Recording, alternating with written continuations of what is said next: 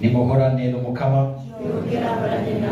Inkuru nziza ya Yesu Kristo nk'uko twayandikiwe na Luka mweranda.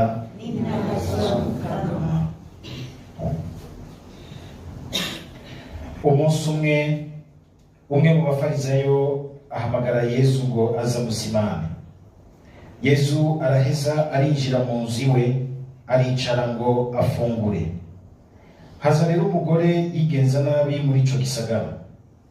Wamenye ko Yesu yatumiwe mu nzu y'umufarisayo, arazana agacupa k'ibimoga neza, aja inyuma yiwe hafi y'ibirenge vyiwe, ararira amutonyangiriza ko amosozi ku birenge, abihanaguza imishatsi yo ku mutwe wiwe, aja arabisoma kandi abisiga ibimoga neza.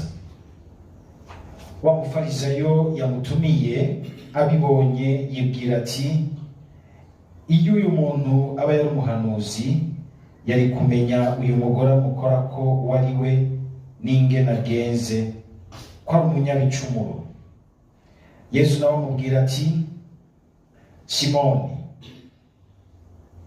hari ico ngomba kukubwira. Nawe ati, yaga Mukama. Yesu aramwishura ati, hari uwari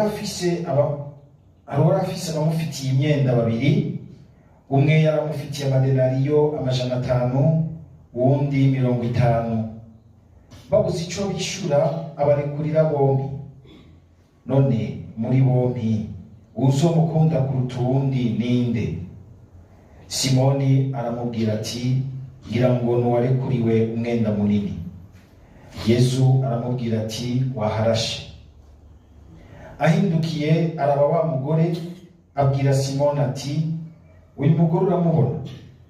Ninjiye mu nzu yawe ntiwasukako amazi ku birenge, ariko we kuva aho ninjiriye yabibombekesheje amosozi yiwe, abihanaguza imishatsi yiwe. Ntiwasomye, ariko we kuva aho yinjiriye ntiyigeze ahengeshanya gusoma ibirenge vyanje. Umutwe wanje ntiwawusize, ariko we ibirenge vyanje yabisize ibimoga neza.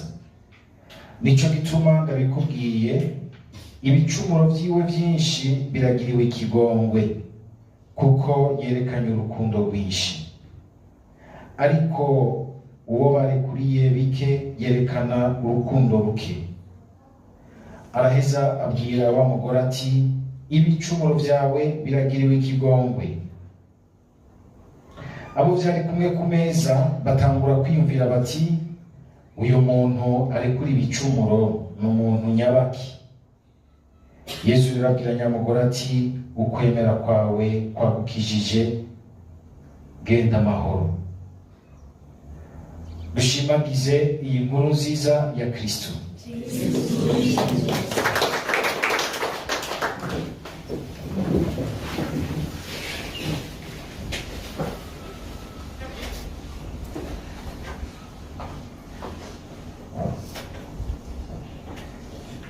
Paulo mwibaruwa tuje kumva mu gisoma ca mbere, arabandanya afasha Timote kumenya ingene nawe yo kwigenza mu muryango w'abakristo, kugira ngo vy'ukuri agire igihagararo c'umuntu amenyesha inkuru nziza, c'umumenyesha inkuru nziza.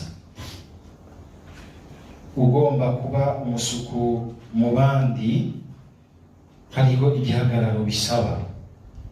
Ubwa mbere bigasaba kwibuka ingabirano wahamagariwe ko. Mwumvise ingene amwibutsa ati, wibuke ntupfishe ubusa inema wahawe ca gihe abakurambere bakubika ku biganza.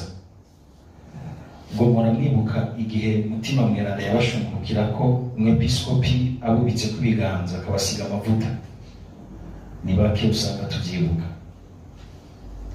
N'umunsi warukomeye cane, aho Imana yagushinga ikagira iti, ubu urashobora guseruka imbere y'abandi ukavuga ku izina ry'Umukama, ugashobora gushitsa mu bandi ingingo y'Imana. Mbega ubwo iyo abantu bagomba kwiga ijambo ry'Imana nko mu mugwi, murasuzuma ko yaronse confirmation. Mu bisanzwe hajya utararonka confirmation, nivyo hari igihe Umukama agira ibitangaza, ariko umuntu burya atarabona confirmation biragoye ingene yoja imbere y'abandi akigisha atarahabwa uwo mutima wo gushinga intahe mu muryango. Nico gituma na Timoteyo amubwira ati wibuke ingene abakurambere bagushize kw'ibiganza bakaguhamagariramwo ububasha bw'Imana ngo ntubupfishe ubusa. Aha Pawulo mu kumwibutsa nuko bishobora gushika ugasanga inema y'Imana iradupfanye. Kandi burya shitani iturindira mu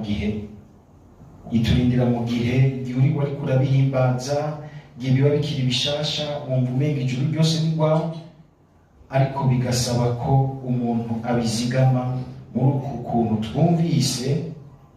Pawulo asubira kumubwira ati ngo ugire umwete wo agira ati ugire umwete uvyamemwo kugira ngo bose babone ingene utera imbere. Ngo itegereze umutima wawe, nivyo bigisha, itegereze umutima wawe. Kwama umuntu asuzuma ibintu bimucamo mu mutima, ibintu biriko biramukoresha. Ico ni ikindi gikorwa gikomeye, kuko muri twebwe harashobora gucayo ngira nti ivyo shetani duhumetsemo, ifatiye ku bintu byinshi, ifatiye ku bikomere by'ubuzima bwacu, ifatiye ku byo turiko turabamo, ifatiye ku bintu dukunda, ibintu ducambirwa.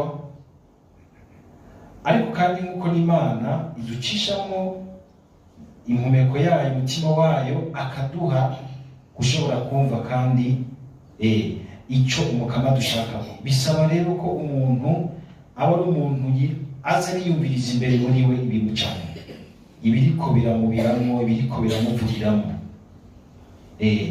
Kuko aho hantu hariho rero igikorwa ca mutima, ubukomezi n'ububasha mutima yaguhaye, ushobora kuvuga uti ego iki kinciyemo sico, iki naco nico.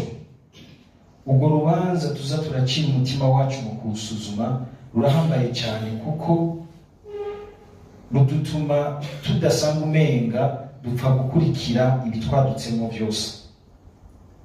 N'ibintu bisunitswe n'itima, ibintu bisunitswe n'ibishavu n'ibiki n'imitima mibi, ibintu tubamo, umuntu agaheza akabifata k'ububasha, akabanza kumva neza icagira avuge, icagira akore, inyifatagira aserure ku bandi. Kuko kuvaho ubatirijwe, kuvaho mbatirijwe, kuvaho ndonke confirmation, nemeye yuko atakindi kintu cosohoka ku rurimi rwanje, atakindi kintu cosohoka mu nyifato yanje atari ukurondera guserura Kristo ari muri jewe twabaye umwe. Ico rero gikorwa kirahambaye rwose. Kandi Pawulo akagira ati yagize ati ngo ugire umwete wo gusonera abandi, ubahanure wongere wigishe. Iwaje cyo kungabira ni kubamo imwe wahawe kubera ijambo ry'abahanuzi, hamwe abakera bakuganzura kubiganza. Ivyo nubishire ku mwete uvyamemo kugira ngo bose babone ingene utera imbere. Itegereza umutima wawe n'ivyo wigisha. Aka kajambo gakurikira, ugume wihambirira kuri ivyo. Harazigiye ukamenga birabenga ibitaya kanovera, kumenga urarushe, kumenga wo kwirekura. Pawulo ati ihambirire kuri ivyo. Ukabirekura ushobora gusanga ugiye. Kuko niwagira utyo uzoba uri kurikiza wewe nyene, kandi wongere ukize n'abakumva. Dusaba umukama kugira ngo bene izi mpanuro igihe tuzihabwa zidufashe n'ubundi kwama dusuzuma umutima wacu, tukagerageza kuraba yuko uko tuvuga, uko twigenza mu bandi, ko vy'ukuri biserura uri muri twebwe umwe natwe twahamagwaga ko igihe twubikwa ko ibiganza.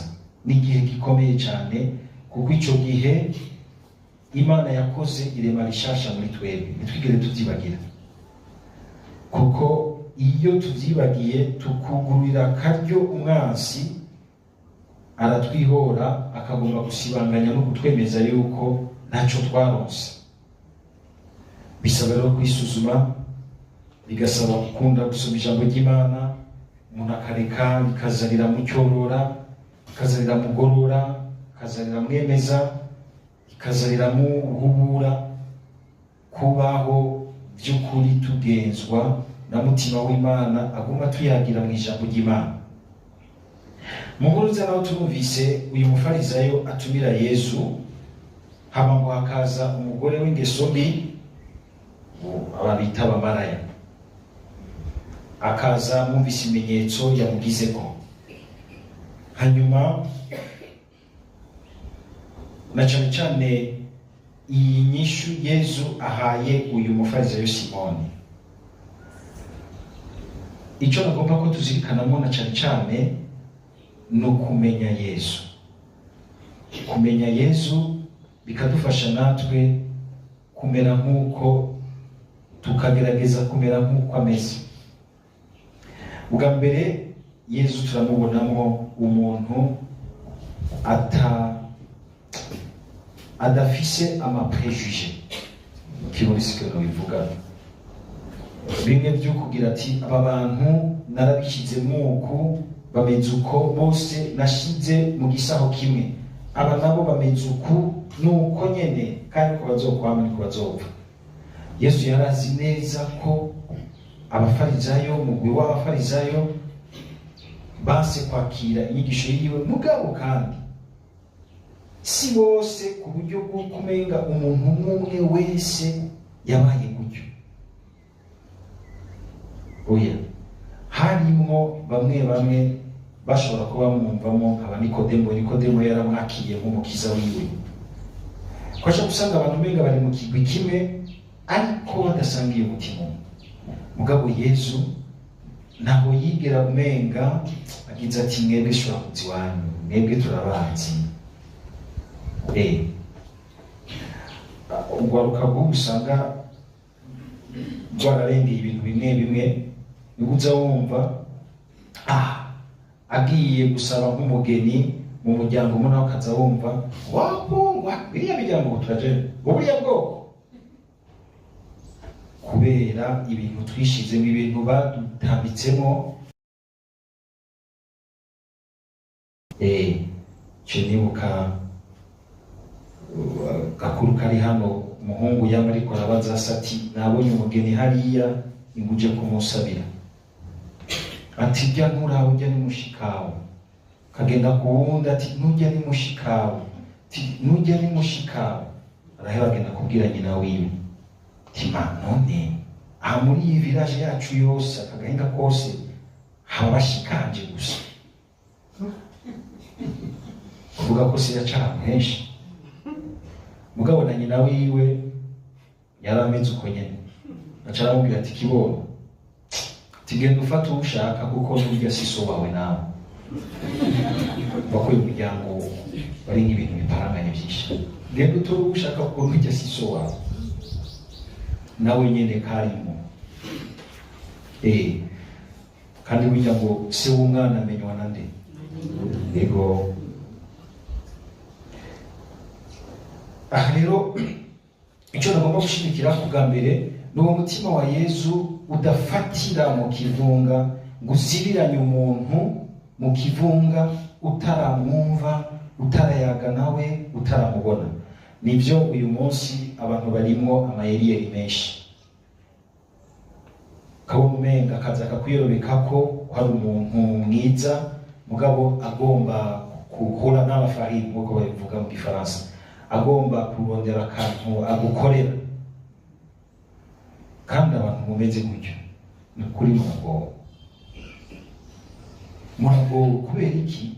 Ni bamwe hamwe Yesu abihambara n'abafarisayo ati ngo mwaratwaye urupfunguruzo rw'ubwami bw'Imana, muriyugariza ko mwebwe nyene mwongera murabuza n'abandi kubwinjiramo.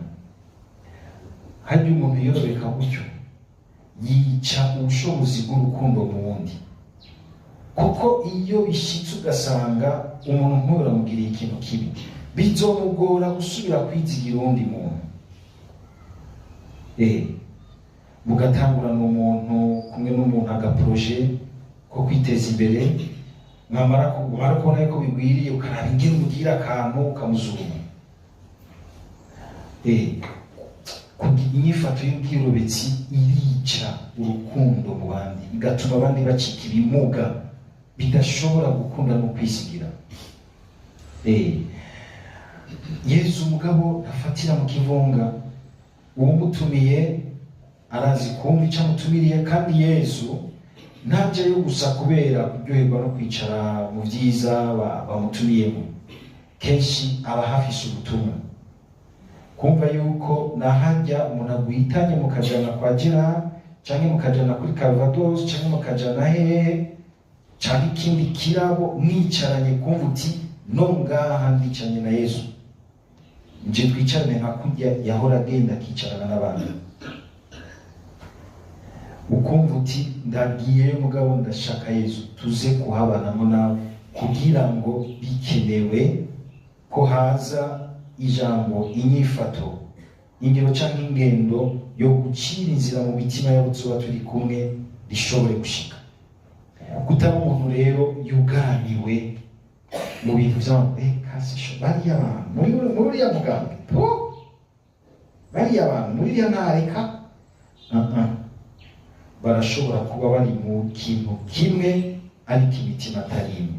Fata umwanya wo kumviriza, fata umwanya wo kuraba.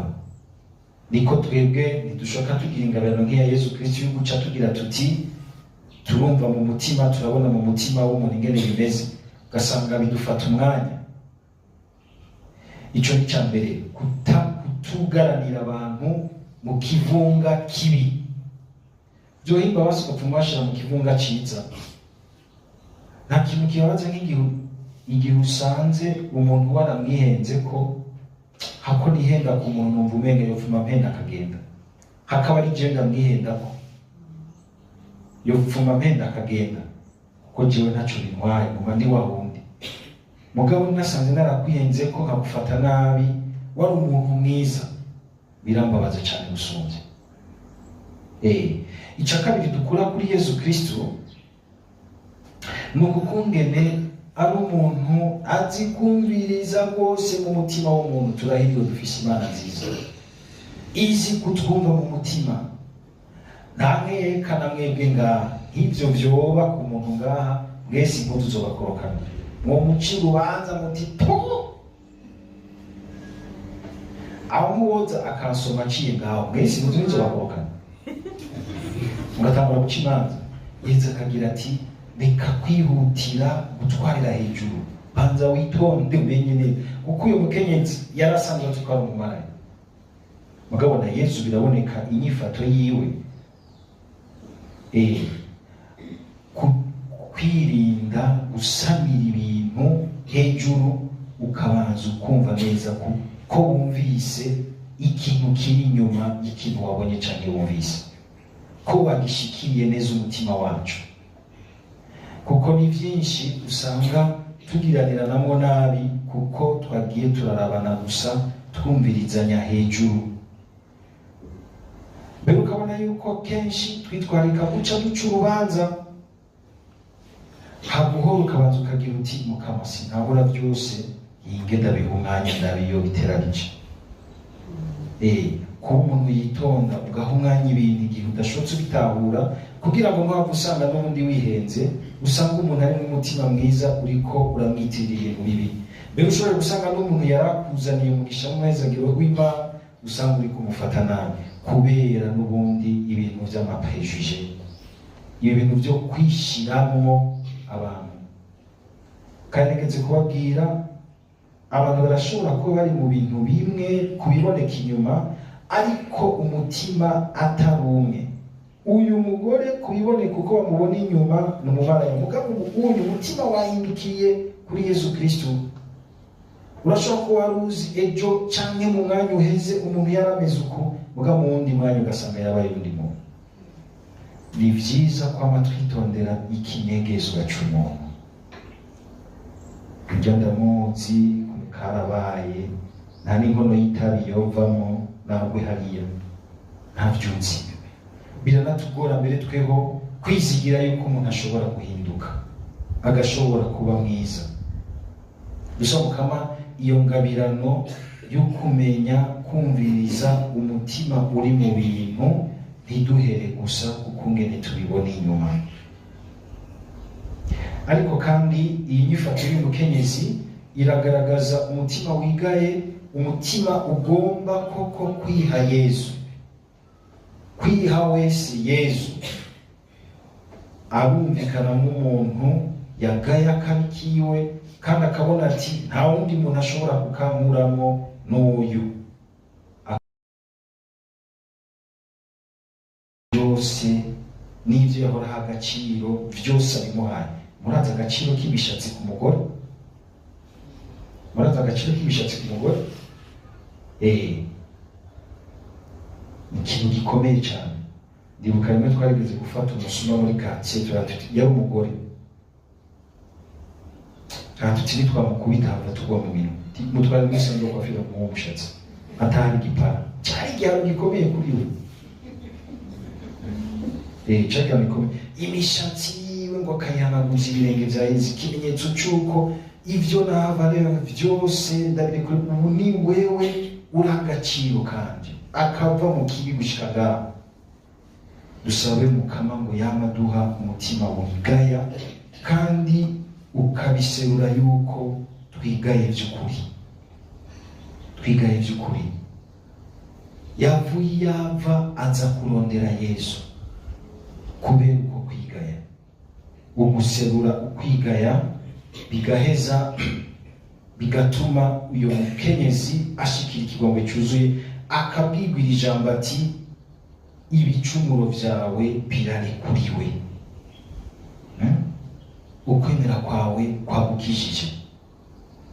Umukama aturonseze nuko kwemera kutadutuma umenga igihe tugomba guserura ko tumukunda menga turahakwa kuzibirwa n'amaso y'abantu. Uyu mugore yari kumenya ati Yesu ari ahantu hakomeye, bariya abantu bakomeye b'abafarisayo sindabakira baranyica, mugabo kubera ko ashaka gushikira Yesu ntiyemera ko hari ikintu kimuzibira. Hari abantu benshi boshima gushikira Yesu, mugabo ugasanga hari abandi bakakaraye hafi yiwe ukamenga bariko barabigizayo mu butumwa, mu migenderanire. Dusaba Umukama kugira ngo natwe tumenye kumva mu bimenyetso bimwe dushobora kubona mu muntu, tukamufasha kugira ngo ashikire Yesu, tukamwunganira kugira ngo ashikire Yesu. Kuko Yesu uyu munsi azoca ku kwihangana kwawe, azoca ku kigoro kawe, azoca ku gutanga umwanya kwawe kugira ngo uwundi amushikire. Ashima uyu munsi guca kuri wewe.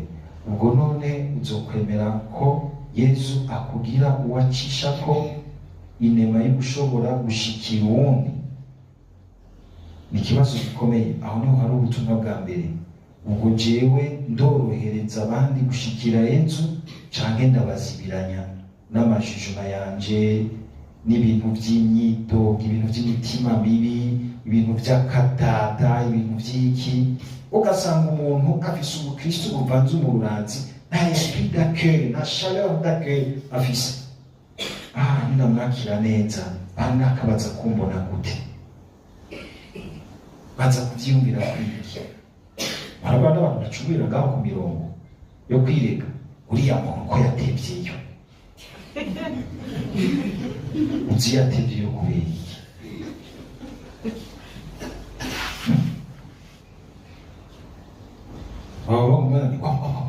Ntawuzi uyu, ntawuzi ibyo ariko arasuka kuri Yesu, ugasanga muri ko mucumira ku murongo kandi muje kwirega ni mu bishiramo. Wigeze byose mwaraka utahanye ko kwidogera uwundi yari ko arakebukana na Yesu. Dusaba kugira ngo yamaturinda gutwarira hejuru, na cane cane atugira abantu bitonda, bakumviriza umutima w'ibintu, abantu bihangana, bashobora gutuma Yesu abangukirwa no gushikirwa nabo bose bamwipfuza. Amen.